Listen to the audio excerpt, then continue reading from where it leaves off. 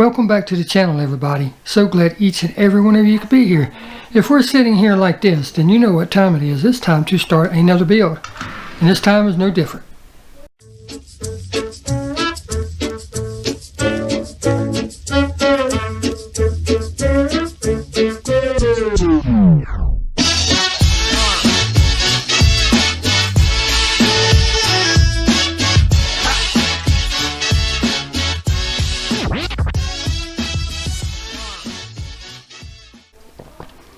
What we're using is the Datsun 510. Never cracked one of these bad boys open, never had one in my hands before. It's actually a very cool casting. I mean, it's a Hot Wheel, so it's going to be cool. The matte brown with the tree decal on the side of it and everything, or decal, as they say across the pond. It's pretty cool. I like it. Neat little casting. There is a ton. Did I say ton? Of decals online for these dang cars. You can make them into the Japanese convention car or anything you want to make out of it. But this one, we're going to do it a little different. This one, if you've already looked at the title, you know what it's about. So I'm not going to try to drag you on. This is for Autism Awareness, and I'm doing this build for the Diecast International Builders Challenge for Autism. And yeah, that's what this is for. So next thing up, we got to get this bad boy open. So you know what comes next? Drilling.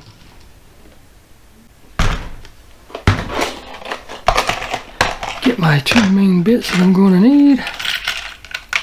Bingo and bingo. And a rag to wipe my greasy fingers off, because this oil always gets all over me. But there's nothing special about it, you know. I've done it 1,000 times. You've seen it in my videos if you've watched any of them. There's 1,000 how-to videos on there, so I'm not going to explain the process. We're just going to do it, okay? And luckily, there's only one post. There's a tab that comes through the back. That would be the license plate. I don't know what color I'm going to put on this yet. It'll probably be something bright, because the decals I have ordered for it are very bright. And if you know anything about autism awareness, you know it's like I don't want to say I feel sorry for the people, you know, because they're God's creations and everything, and I'm so glad they are who they are. So I don't want to say I feel sorry for them, but what I will say is I know it's a struggle for them in today's world, today's society. You know, people look down on you for anything. Doesn't matter if your fingernails are dirty from working on die-cast or anything. People will find something to look down on you for, so I actually admire their courage. I really do.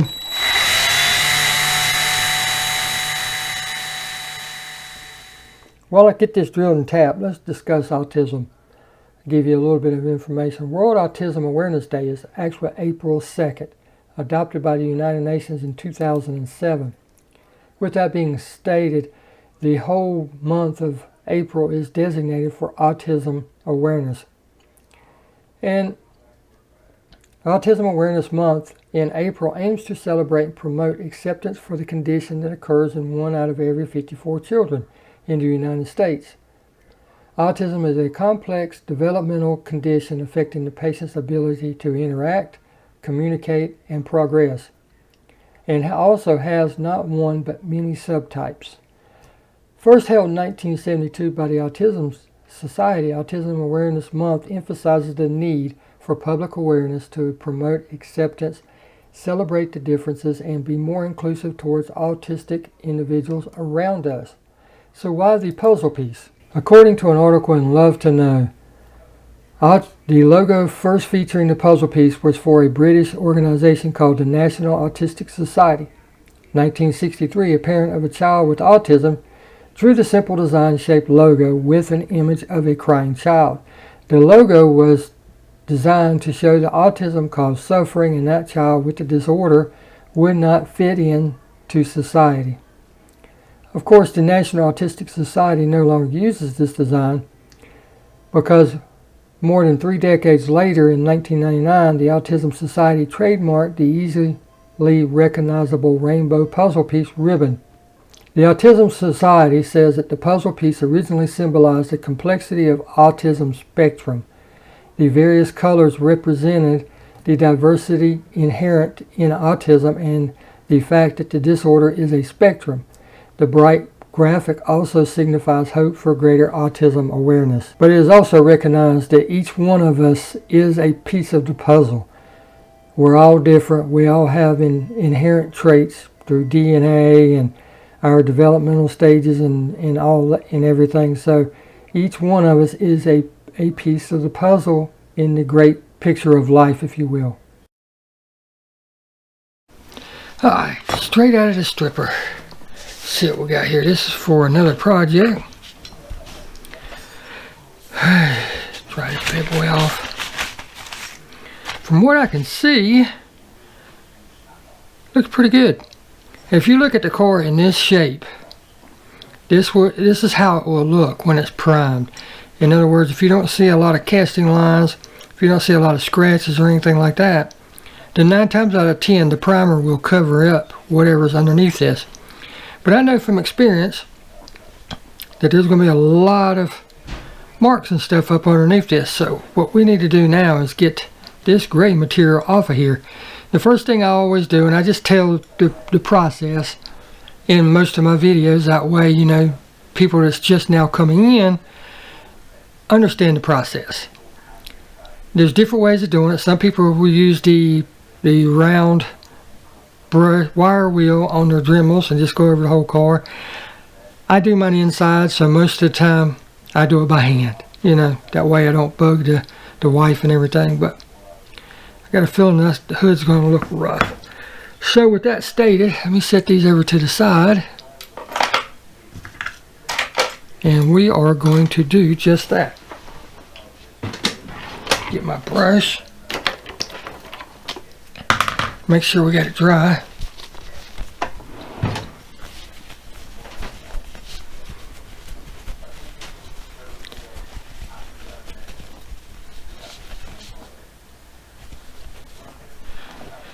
But I always take the brush and go along and just hit anywhere there's a crack, like the doors or the grills, the tail lights, the license plate, around the windows, you know, anywhere that might hold paint, anywhere that might hold the stripper, you know, any of that stuff. Then we take the 4-0 steel wool or 4-aught steel wool, and this is where you'll really start to see the actual bare metal casting, because there's that. I'm just going to take it, and it doesn't take much. Just go back and forth over it, and then it knocks all that off, and you can start to see all the little marks and stuff that's in that metal. But so far, I am pleasantly surprised at this one. I don't really see a whole bunch of stuff. A little bit right there, but that's nothing compared to some of the other ones I've seen. But we're not doing Spectra Flame or anything like that for this. It's just going to get primed and painted with decals, and they will swap. So let me go over the rest of the car, and then we'll hit it with some sandpaper, and I'll explain that to you in just a second. I'll hit it with 150 grit, and then I'll hit it with 320 grit. If I'm going to prime and paint, I stop with the 320. I have found for me that 320 gives my primer a really good surface to grab onto. I get hassled all the time, people saying, you know, oh, you should go to 800, it makes it really look good, yada yada. I don't need to. If they feel they need to, or if you feel you need to, by all means, go for it. There's no right or wrong. I have just found that that's what works for me. That's the last time I'll ever say anything about it. So, and I'm going to show you how simple it is. I normally try to sand in the long direction. In other words, this top, I'll go this way. Down the side, I'll go side to side rather than up and down. The hood, you know, back and forth. In some situations, depending on the contour of the hood and everything, you might have to go side to side or whatever. That's just how I do it. That's how I prefer to do it. But I'm going to do half the top, and I'll show you. This is just 320 grit again. And watch how quickly this does the job. Look at that. Already that quick has polished, and that's basically a polishing process. The top of that much, and you can see the defects in it even more. They just stand out more, but we're not, like I said, we're not trying to get rid of them. we are just scuffing it up, if you will, because you can use a Scotch-Brite pad to do the same thing. And if you decide you want to use Scotch-Brite, I recommend the gray Scotch-Brite. I wouldn't use the red. The red really scuffs it up. I mean, really scuffs it up. And I actually see a dent right there in that top. But you will never see it when I prime it and paint it and put decals on it, because decals I got for this are something else. But that's all you got to do, is just go around the whole car like that. And if you see something that really bugs you, by all means, take it out. Sand it out. It's your car. You're doing it. Do what you want. I'm just here to share with you my findings of what works for me. And don't feel like you're held to anything. If you want to prime it, like I said, I like to go lengthwise. It just makes the finish look that much better. But when you get to the fender flares, doing this is not going to get up against that fender flare. So you'll have to take your nail or something and go opposite direction. And when you do that, you will be able to see the sanding marks on the bare metal. But again, this is going to be primed. But once you get what you want sanded, then hit it long ways. And all those opposing or opposite or different sanding lines that you just put in are now gone. Like I said, there's no right or wrong. It's whatever you want to do, however you want to do it. I just try to help out and pass on a few tips here and there to save you a little bit in the learning curve.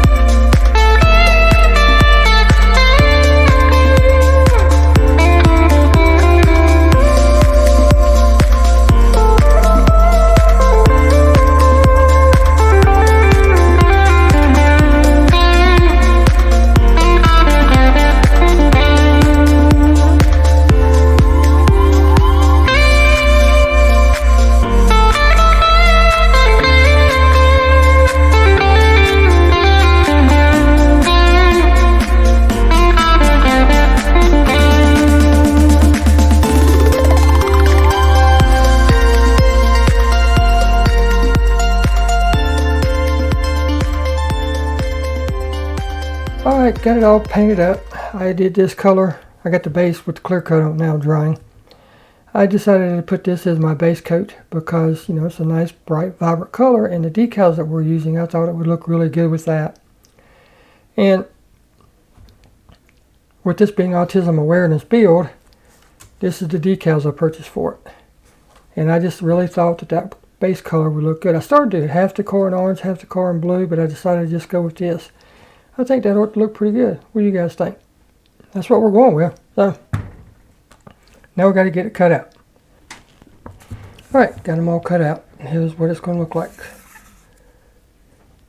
This is going to go on the side just like so. Then you have the roof panel.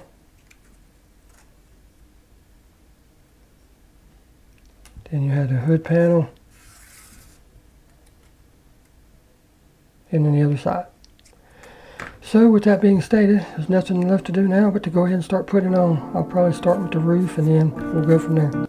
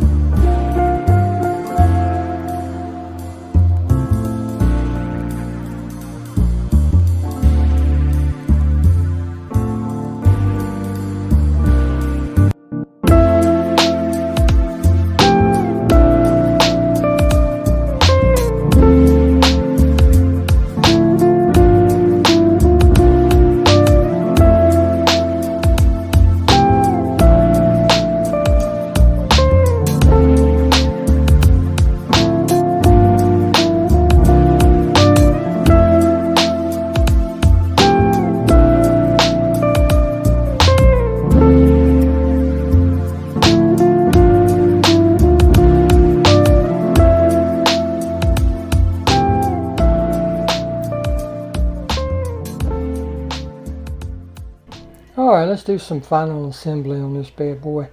Get all the bits and pieces out of here.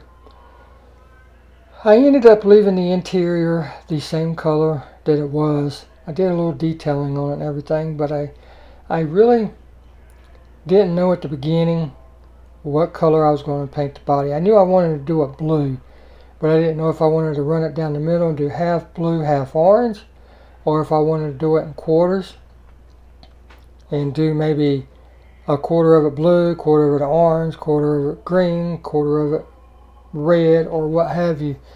So in the final end game, grand scheme of things, whatever you want to call it, I ended up going with the blue as the base coat. And then of course I added decals and clear coated it and everything. But what I did, there's the windshield, nothing wrong with that. But here's the interior. I did a little detailing to it. I painted the steering wheel black, the rim of it.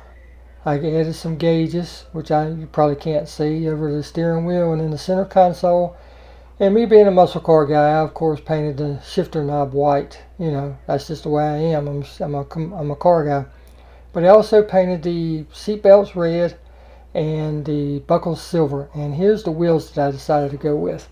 At one time I thought about, you know, maybe painting the wheels, but I just like the way the color of the wheels look with this base. And with that said, while you continue to look at what we started with, which is a great car, I'm going to finish up the assembly, and then you'll see this at the end. But here's what we started with. Nice casting and everything. It's the Datsun 510 Wagon out of the 5-car set that I won from Scale Enthusiasm, because I didn't have another wagon, so I used this one. And it's a really cool casting and everything, very popular. When this first came out, everybody was after it. I mean, everybody. But with that, as always, you know, we can do better. At least we think we can do better. And with that said, here's the final result coming up. I hope you enjoyed it. I really thank you for following along on this build. It was a really fun one and everything. I'm not certain if I'm going to hold on to this one or if I'm going to auction it and raffle it off and then donate the money or what have you. I just haven't decided that yet, but here's the final end result. You know, if you know somebody that has autism or something along those lines, let me know in the comments below. Let me know in the comments below how you like this build and everything. This was a really fun one. Like I said, this is for Diecast International Builders. And, you know, maybe I'll, like I said, raffle it off or something. I don't know. But anyhow, hope you enjoyed. Thank you all so very much for watching, and here's what she turned out.